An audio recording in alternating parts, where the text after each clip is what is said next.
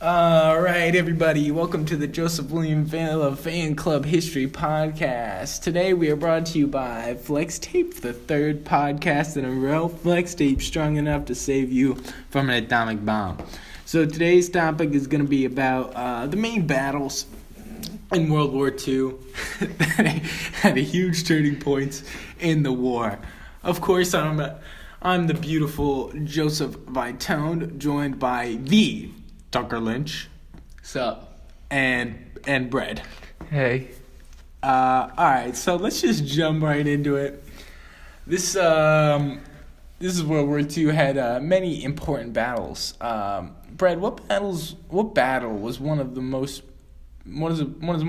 main points for America versus, Germany and the Axis powers? I think it was the Battle of the Atlantic because it was the first sea battle of the war, and it was the longest continuous military campaign, but it's where America transports their goods. All right. Yeah, I understand. Well, for the beginning of the war, Hitler and the Axis powers were aggressors and pushing their way into other countries. They were winning the war. Tucker, what battle, in your mind, was a major turning point for America and the other allies? Well, I think it was D-Day because there was just so much action going on in the battle, and America was somehow able to push the Axis powers back, even though they were at a disadvantage. Yeah, I agree with that. What about you, Brett? I agree that D-Day was the turning point in the war because the American military gained control of the Western Front. Okay. I see you guys agree that D-Day was pretty important. A bunch of battles were important for the war. Every little battle helped out. But what do you guys think about the Battle of Stalingrad? The Battle of Stalingrad is when Germany was fighting Russia for control of the city of Stalingrad in southern Russia, Russian troops pushing back the Nazis and making a huge turning point in the war for the Allies. Yeah, Stalingrad was an important part of the war, and without it, the war would definitely be very different. But after all the battles that were caused, America and Allied powers started to take control and started to push Hitler back. But when America was bombed by Japan, it really hurt us and as a country. Tucker and Brad, what was Pearl Harbor like for the Americans?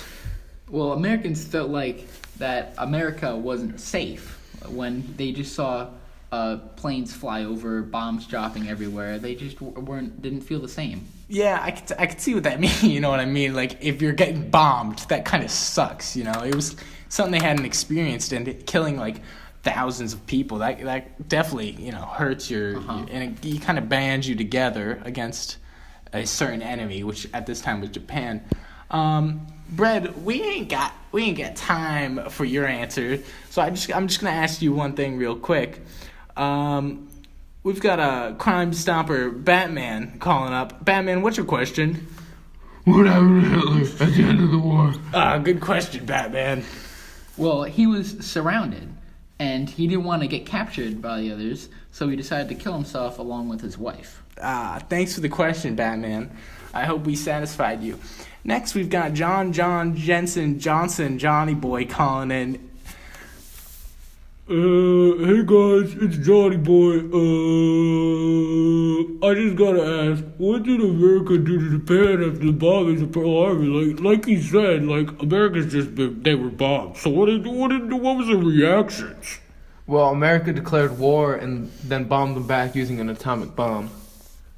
Alright, thanks, Johnny. We're gonna hop right back into it. Basically, for the main battles, I'd say there was 5.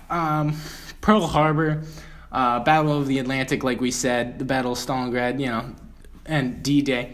But there's also the Battle of Britain, which the Battle of Britain was a military campaign in the Second World War, and unlike all the other battles, it was basically just a show of strength. It was showing what could happen, and for many, of the Axis powers, it was actually kind of scary, a little bit scary, because, you didn't think of it, as so overpowering of how they could be. So, I'm going to ask you guys this question. What, out of all the battles we've mentioned today, what battle do you guys think was the most important out of all of them? What do you think was the most important to America? I think it was D-Day. they gained the Western Front from the enemies, and they really pushed them back. That one. I would have to agree with D-Day because it was also the largest seaborne invasion in history. So that's a pretty big one. All right, guys. So we're gonna come right back to you, but we're gonna take a quick commercial break, and after this, we'll finish up with a couple more topics about the main battles. We'll be right back. Hop off.